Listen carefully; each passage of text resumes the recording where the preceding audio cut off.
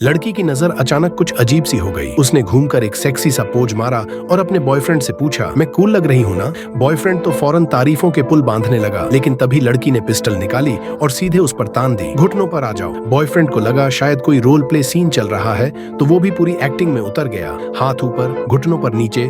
फिर लड़की बोली, आंखें बंद करो और 1 से 10 तक गिनो। वो जैसे ही गिनने लगा, लड़की धीरे से उसके कान में जाकर फुसफुसाई, स्लो। लड़का अब पूरी तरह फ्लर्टी मूड में आ गया और उसे पकड़ने दौड़ पड़ा। लड़की हंसते हुए भागने लगी, लेकिन उसे नहीं पता था कि वो खतरे की तरफ बढ़ रही है। कुछ ही देर में वो झील किनारे पहुंच गई। जोश में उसने अपने सारे कपड़े उतार दिए और सीधे पानी में कूद गई। थोड़ी दूर तैरने के बाद जब उसने पीछे मुड़कर देखा तो न बॉयफ्रेंड था और न कोई और। तभी उसने देखा कि किनारे पर एक अजनबी खड़ा है। वो मुस्कुराकर पूछता है, पानी में कैसा लग रहा है? लड़की घबराहट छुपाते हुए बोली, ठीक ही है। फिर वो बोला, क्या मैंने तुम्हें डरा दिया? लड़की झूठी मुस्कान देते हुए बोली, नहीं नहीं, कोई बात नहीं, और तैरकर थोड़ा दूर चली गई। लेकिन वो अजनबी भी पीछे पीछे पानी में उतर आया। अब लड़की का डर और बढ़ गया, पर वो जाहिर नहीं करना चाहती थी। वो रिलैक्स दिखाने की कोशिश करती रही, बातों बातों में टाइम पास करने लगी। फिर वो अजनबी बोला, तुम बहुत दूर हो, सुनाई नहीं दे रहा, जरा पास आओ। उसका चेहरा और हाव भाव कुछ अजीब से लगने लगे। लड़की ने देखा कि उसके कपड़े उस आदमी के पीछे रखे हैं। अब नंगी हालत में वो और भी डरी हुई थी। अजनबी बोला, तुम्हें अकेले यहाँ नहीं आना चाहिए था, यहाँ हर साल कोई न कोई डूब जाता है। अब लड़की ने उस बात को टालते हुए वापस बीच झील की ओर तैरना शुरू कर दिया। 1 घंटा बीत गया, लेकिन वो आदमी अब भी वहाँ खड़ा था। ठंड से कांपती लड़की को